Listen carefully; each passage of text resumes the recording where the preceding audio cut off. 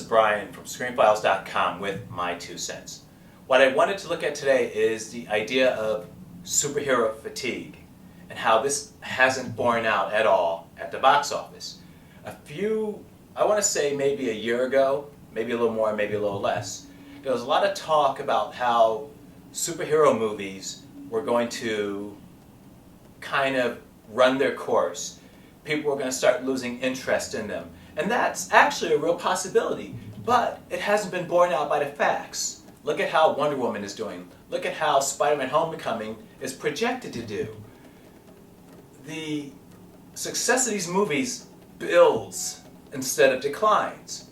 Why is that? I think a lot of the reason behind it is simply that the term superhero movies is too all-encompassing, and it doesn't quite explain what these movies are.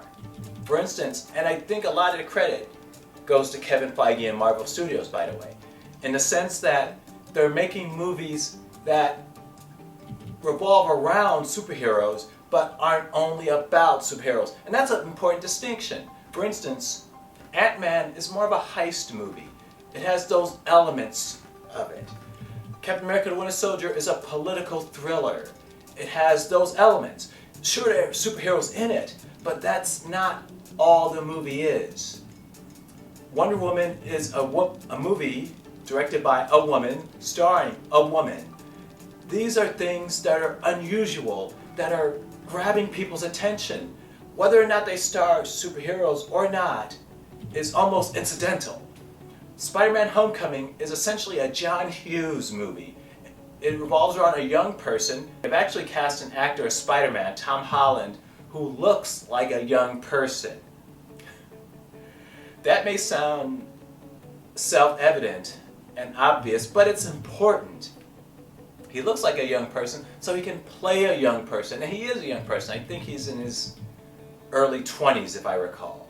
So he can pass as a high schooler.